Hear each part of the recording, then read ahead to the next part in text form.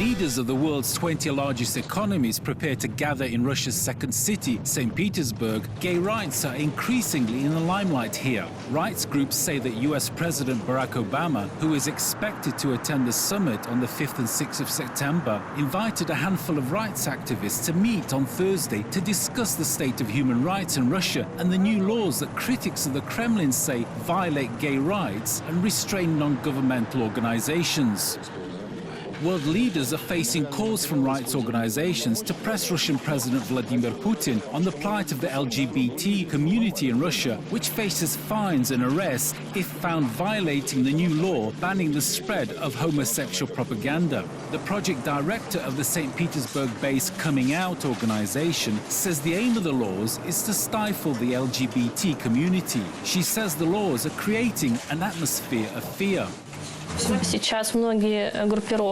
Currently, many nationalistic and radical groups justify their attacks and street actions against the LGBT community with these laws. We often hear them saying that they're just enforcing the law, which was adopted. As the police doesn't do it, we do it instead of them.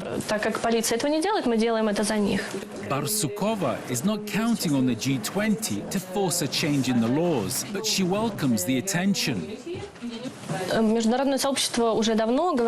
The international community has been saying for a long time that such laws violate the human rights and the idea of human rights in general. For us, it's crucial that such discussions continue so that Russia feels this pressure from other countries and knows that if human rights violations, including the LGBT rights violations, take place here, it will not go unnoticed and unpunished.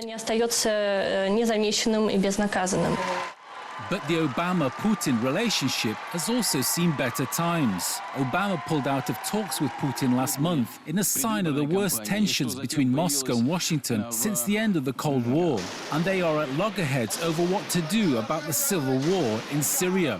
The issue of gay rights in Russia has even led to calls for a boycott of the Winter Olympics to be held in Russia next year. Some bars in London and the US have already started their protest by pouring Russian vodka down the drain.